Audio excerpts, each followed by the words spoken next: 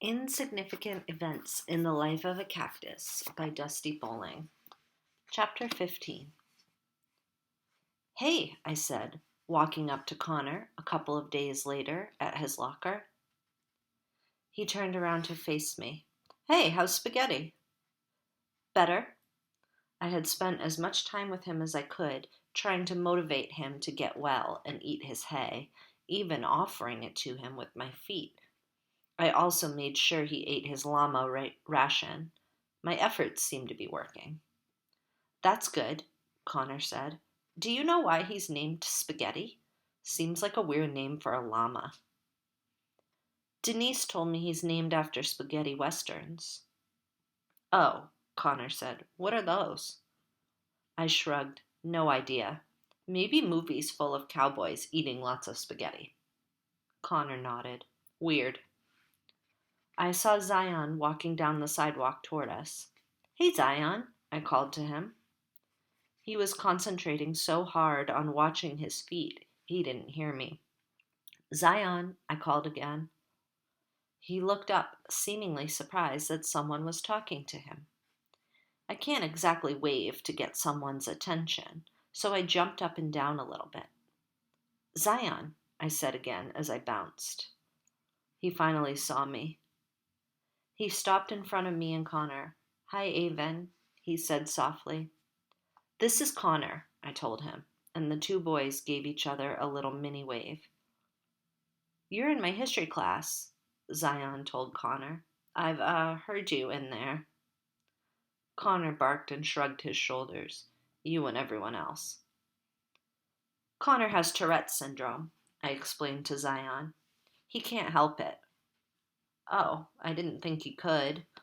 Zion looked down at his sneakers, then back up at Connor. I'm sorry. Connor shrugged again. It's okay.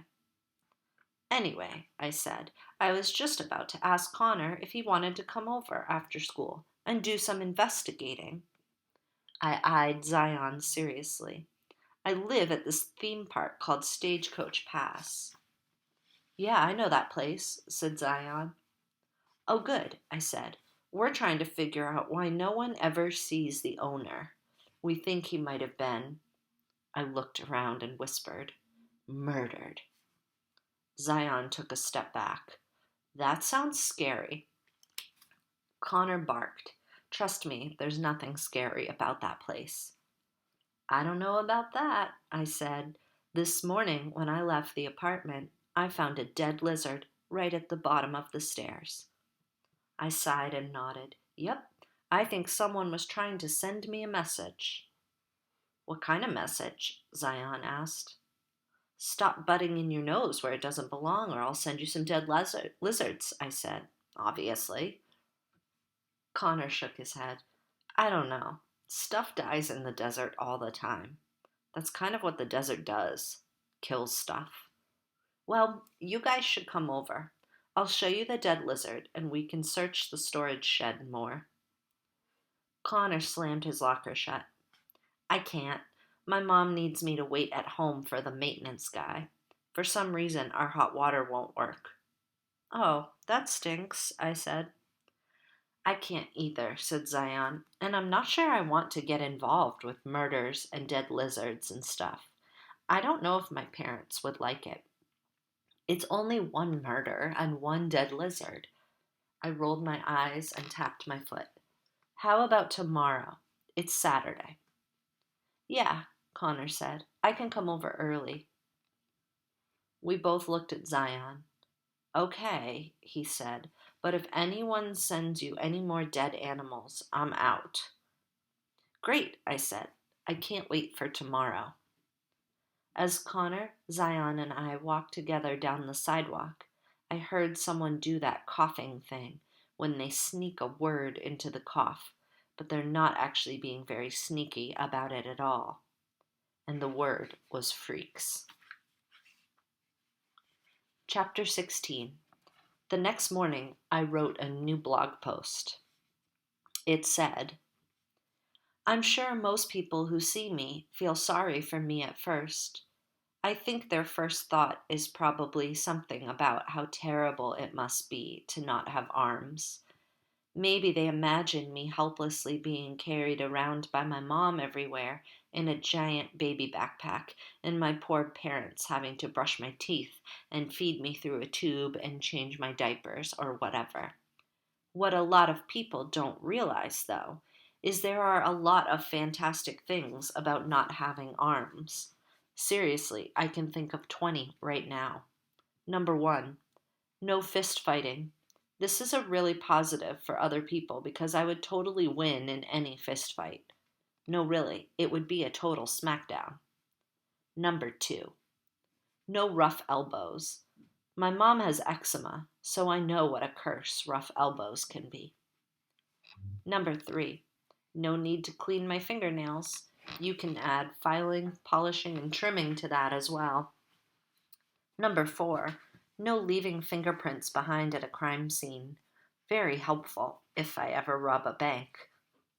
Number five, no getting caught picking my nose. My shoes are usually in the way. Number six, no arm wrestling. Number seven, no golf. Well, I suppose I could figure out a way to play golf, but I'm so not gonna because golf is boring. Number eight, no cheesy high fives. Number nine, no making that silly okay circle shape with my fingers. Number 10, fewer areas to put sunscreen on and fewer areas to sunburn. This is a good thing for me because I have super fair skin. Number 11, I don't have to worry about accidentally using my hands in soccer. I guess that gives me an advantage.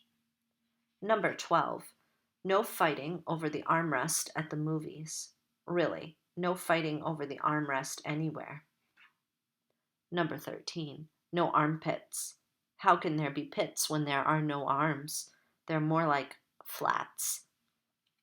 Number 14, I'll get the royal treatment when I start driving in a few years.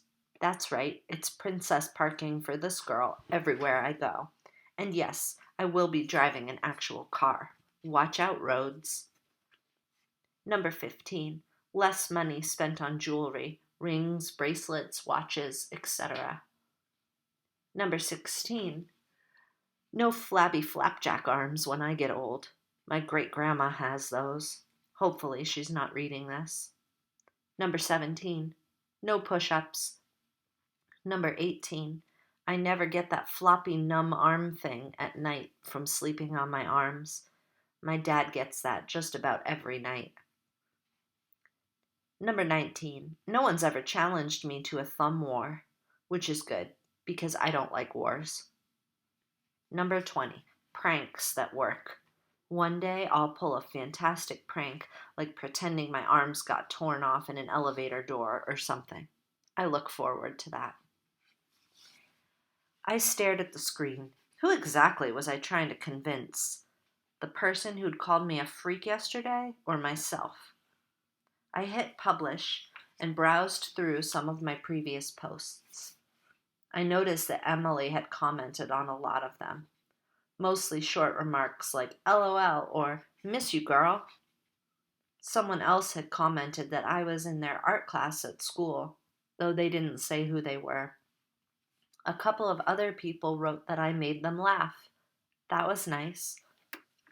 I was responding to one of Emily's comments when I heard a knock at the door. I let Connor in, and we played video games while we waited for Zion to show. When we heard another knock, I jumped up and opened the door. Zion stood there, looking all shy as usual, with his mom. She had the biggest smile I had ever seen. I just wanted to meet these new friends of Zion's, she said.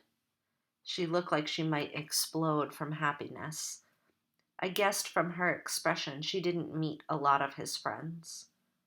I remembered what Zion had said about his parents being huge geeks as I took in her Wolverine tank top and purple skirt. I thought she looked pretty cool. Hi. I resisted the urge to stare at my own feet like Zion. I'm Avon. I turned and looked at Connor. That's Connor. Connor barked as he continued playing the game, totally ignoring us. I'm Zion's mom, she said. She wore a sparkly purple headband in her curly black hair. I wanted one of those sparkly purple headbands and the matching purple skirt. She looked at me with her eyes that were the same exact deep brown as Zion's. What game are you guys playing? She asked. Just Mario Kart, I said. She glanced from Connor to me and back again, and for one terrifying moment I thought she was going to ask if she could play with us. Instead, she looked down at Zion. Well, have fun playing with your new friends, sweetie pie, she said, and kissed him on top of his head. Zion groaned a little. You can go now, Mom, he said, but not really in a mean way. She turned that beaming smile back on me. I'll be back in a few hours if that's okay. Okay, I said. When I shut the door, Zion sighed and said, I thought she would never leave, even though she'd only been standing there for about 1 minute. Hey, where'd your mom get her headband? I asked Zion. He looked at me like I was crazy. I don't know. We played a couple more races, and then I led the two guys to the storage shed. Connor rummaged through the junk while Zion and I tried to read some old documents we found stacked in a giant heap in one corner. Periodically, Connor would hold something up for us like an old boot or a handkerchief and say, Check this out, like whatever he was holding was interesting, when in fact it was not. Connor also found an entire box of books about tarantulas. Cool, I said, dipping my toes into the box and sifting through the books. Maybe you guys can carry this up to the apartment for me. While I browsed through one of the tarantula books, Zion continued moving the stacks of documents and boxes until he uncovered a large wooden desk buried beneath all the stuff. Connor and I examined the desk with him. It had a row of drawers going down one side, but those were locked. Where do you think the key is? Zion asked me. I shrugged. This desk is probably like 50 years old. It could be anywhere. You know how to pry it open? Zion shook his head. It's so dusty in here, he coughed, and my mom's going to be back soon. I sighed. Yeah, I guess we can give up for today. Wait, look, Connor said. He reached under the desk and pulled out an old guitar. It was pretty beaten up from neglect, and the strings were missing. On the back of it, in very small letters, someone had carved the initials ABC. What do you think they stand for? Connor asked. The alphabet? No.